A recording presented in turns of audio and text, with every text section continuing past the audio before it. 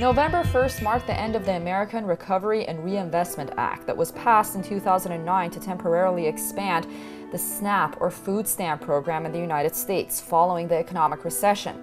However, 4 years later, as Americans are still facing high unemployment rates and rising prices for groceries, and now with the budget cuts, many will have to do without or with decreased food stamp benefits. Currently, the SNAP program provides food assistance to approximately 15% of all Americans, some 47 million people. So should the program be extended for the time being?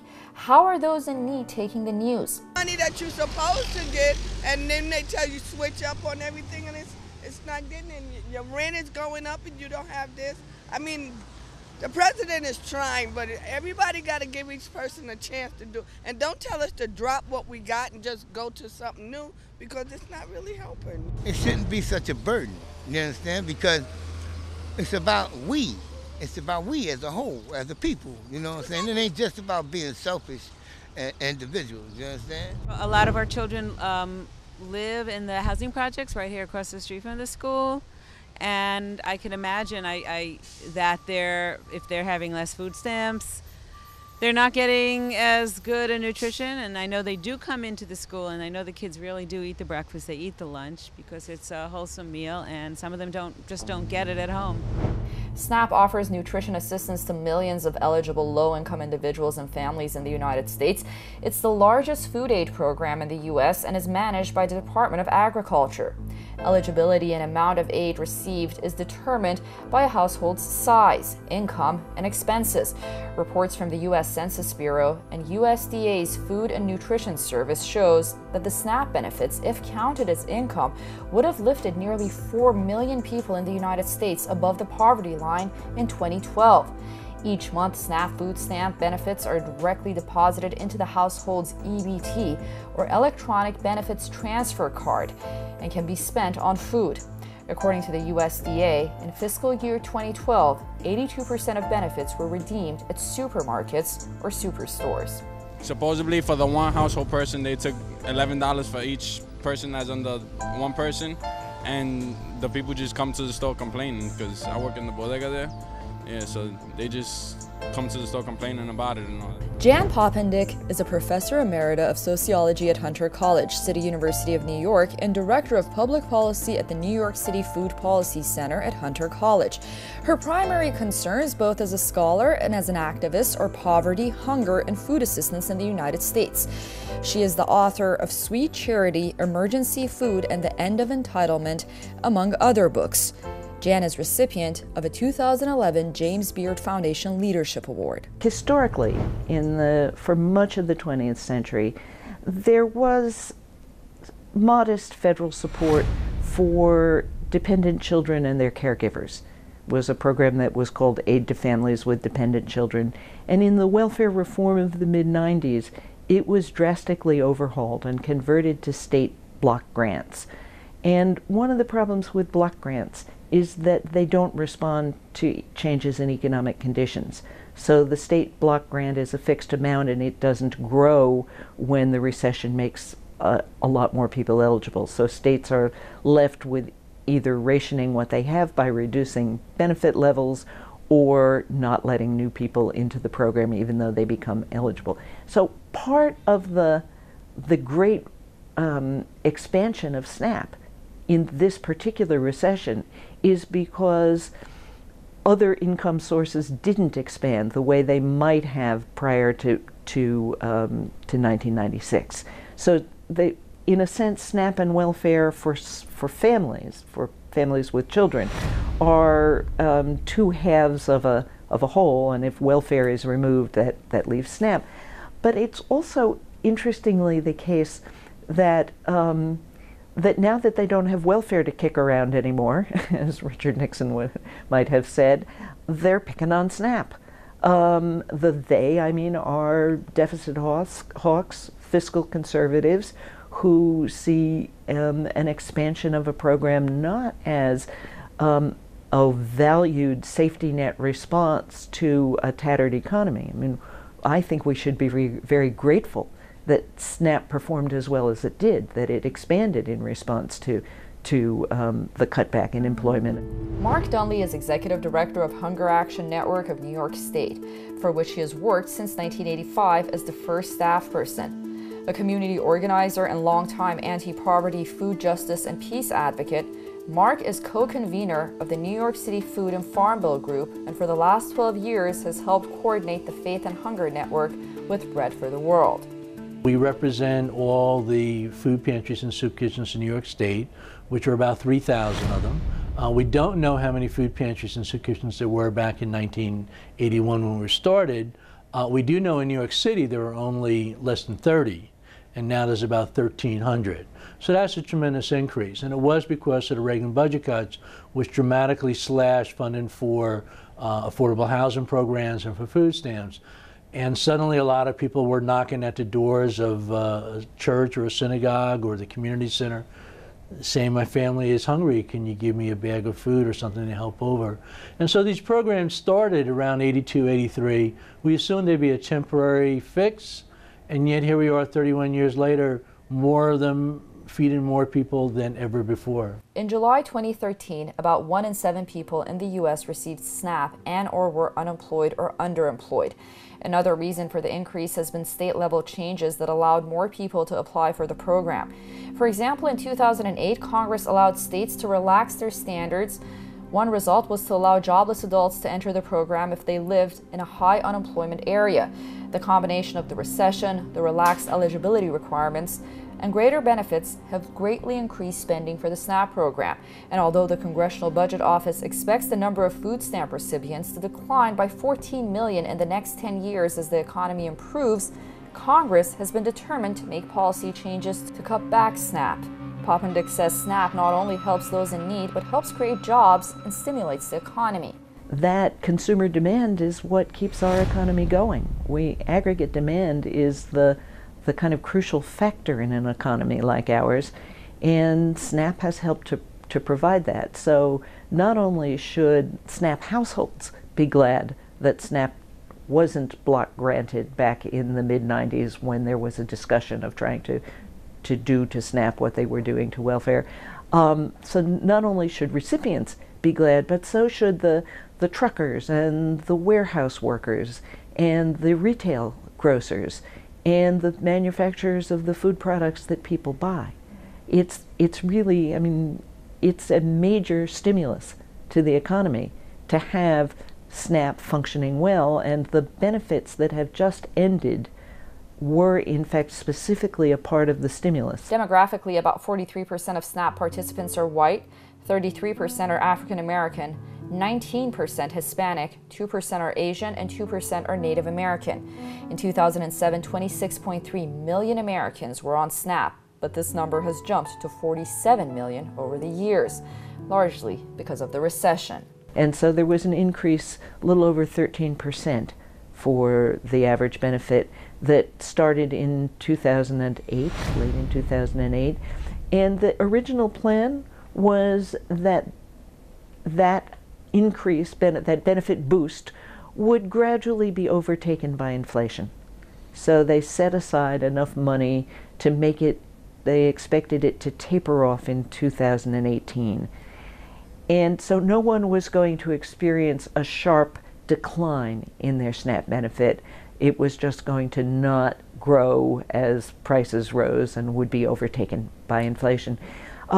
Congress sort of raided those funds for other purposes. First for some assistance to the states that allowed teacher employment and Medicaid to continue, and then later for the funds for the Child Nutrition Reauthorization, the Healthy Hunger-Free Kids Act. And so the result is that the benefit, the boost, ended on All Saints' Day, November 1st, 2013. So we are already coping with a significant decrease in SNAP benefit levels and SNAP purchasing power. What they did is sort of rob Peter to pay Paul. They took $2 billion out of the food stamp program in order to fund child nutrition programs. And we said, well, that's not good to take money to feed the children when the money to feed the family is going to get cut, because half the food stamp participants approximately are children. A shell game, as Maggie Dickinson puts it. Dickinson is a cultural anthropologist currently finishing a dissertation on food policy in New York City at the CUNY Graduate Center. Her research is concerned with hunger, poverty, and inequality in the urban U.S. They decided to fund the Child Nutrition Act with the money from the food stamp bill, the bump, by saying in 2013, November 1st, 2013, we're going to let that that bump expire, and then that's what we'll use going forward to fund child nutrition, which really means, and anti-hunger advocates at the time said, what you're doing is you're feeding children at school but taking the money from them at home, because many of the people who are receiving food stamps are families with young children who are also reliant on school lunches. So in a way, it was just this kind of funny, like I said, a shell game, where they were taking money from one pot and putting it in another one, but really serving the same population. Maggie worked in a food pantry doing food stamp outreach from 2010 to 2012 as part of her dissertation research. She also helped pantry clients with their food stamp applications and interviewed pantry directors around the city who were doing similar work. There was one man, he was sort of a middle-aged man, about 40, and he had a young son who was 10, who was not, he didn't live with his son. He was divorced, and his son lived with the mother. And he got food stamps. He was unemployed. He also was just looking so hard for a job and unable to find anything.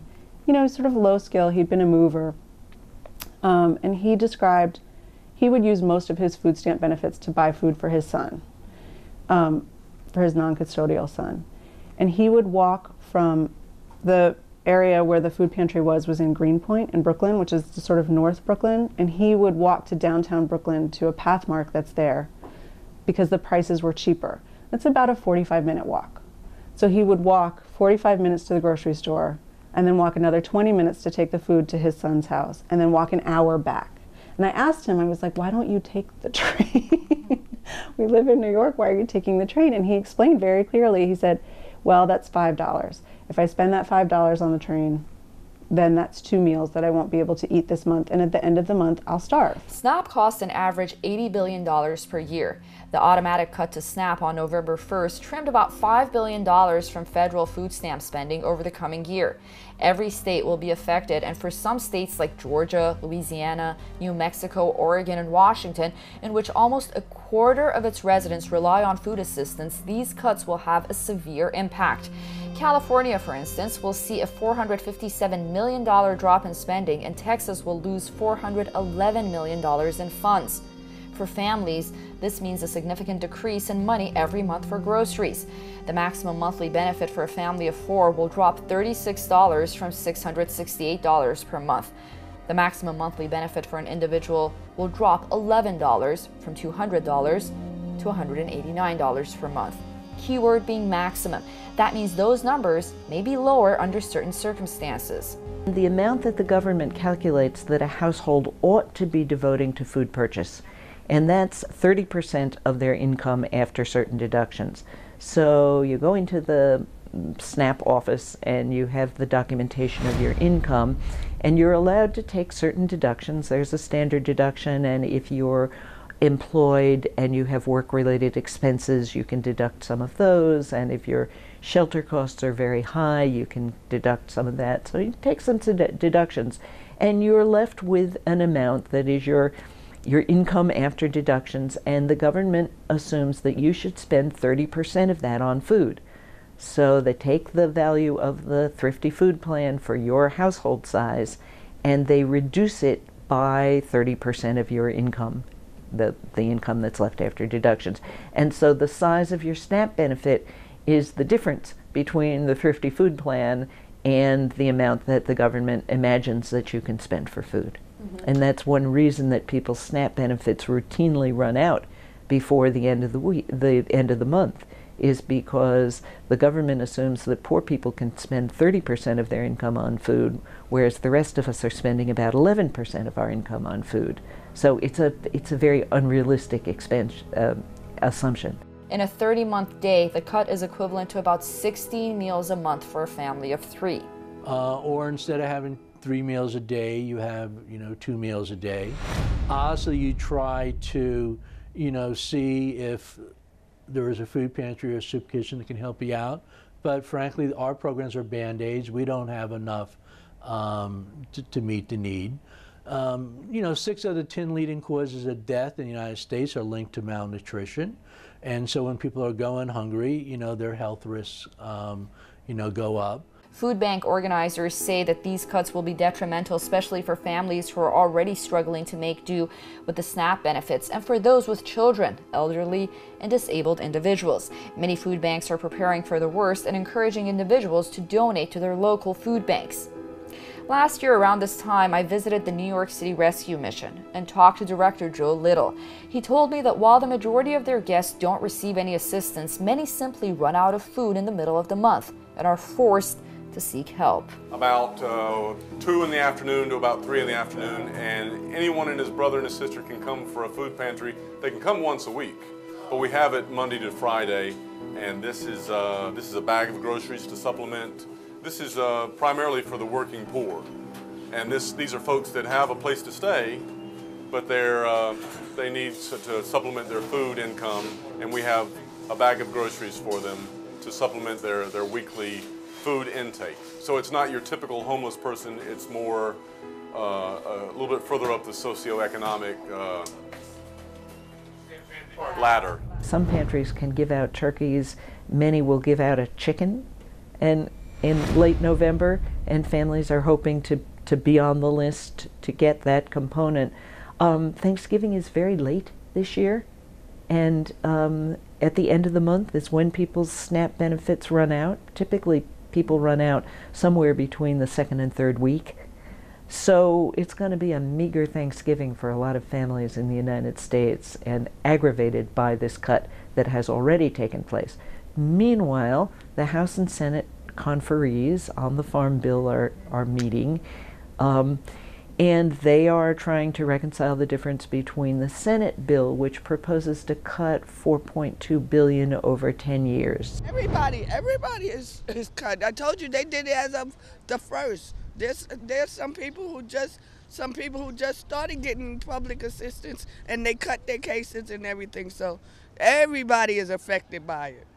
Everybody. And I think I don't think it's a matter of not understanding. I think it's purposely not caring. These automatic cuts are only the first set of what is expected to come in the next month or so. The House and the Senate have already started their haggling over a 5-year farm bill. The Farm Bill, which is the main agricultural and food policy guide for the country, provides funding for a number of programs and regulations in the food and agriculture industries, including the Supplemental Nutrition Assistance Program, or SNAP, as we have been referring to. Is also, they're proposing tightening up these work requirements. So in 1996, when they passed welfare reform, one of the things that they did was to include a provision that said, this is this terrible term, but it's able-bodied adults without dependents, right? They call them ABODs. At the welfare office, they use that acronym. That people in that category could only get food stamps for 3 months in any 3-year period. But they also, at the same time, some legislator was like, well, but what if there's a recession? What if unemployment goes very high? So they also put in a sort of safety valve and said, if unemployment goes above a certain level, then states can apply for a waiver. And they don't have to enforce these work rules because, if you've got 12% unemployment, you can't punish people by cutting their food stamps or not allowing them to get food stamps. So when the recession hit, basically every state in the nation took these waivers and said, look, we've got unemployment that's sky high and people need to eat. There were very few exceptions, and one of the exceptions was New York City. In a Huffington Post op-ed, Maggie writes, In New York City, the Bloomberg administration has never accepted these waivers, continuing to enforce work requirements both before and during the recession. People who are not working, regardless of the circumstances, would have to work for their food stamp benefits. And they're also not funding any jobs programs. So it's not like they're giving opportunities for training or, something like a Works Progress Administration program where they were providing jobs, which would be a different thing. They're saying, too bad, it's on you, regardless of what the economic situation is. So, when we're talking about the cuts that are happening right now, there's both the monetary cuts, but there's also these changes in policy that we've tried in New York. And, from my experience working with people who have been called in for these work assignments are incredibly damaging to communities, to families, because they use that term able-bodied adults without dependents, but these are still people who need to live, need to eat. And so, you have people like one older man who was 50 who had gotten called in, and he does day labor. And so he was like, I can't go and do this work assignment because I need to make money. But he also lives with an elderly parent. And, he came in to see me with his letter. And I was like, there's nothing you can do. They're not going to give it to you unless you go do the work assignment. And after that, his mother started coming to the food pantry every week, and he was coming to the food pantry every week. So it's not just hurting him, it's also hurting his mother, who's 75 years old and living on a limited budget and who's not going to let her son go hungry. So they're sharing. So, I think that's one of the things that we kind of miss sometimes when there's this emphasis on work and work support, is that if we're not meeting people's basic necessities, that strains relationships. With the new Farm Bill expected to pass before Thanksgiving, many anxiously await the results. Worst case scenario, 3.8 million Americans will be removed from food stamp rolls over the upcoming year, just in time for the holidays.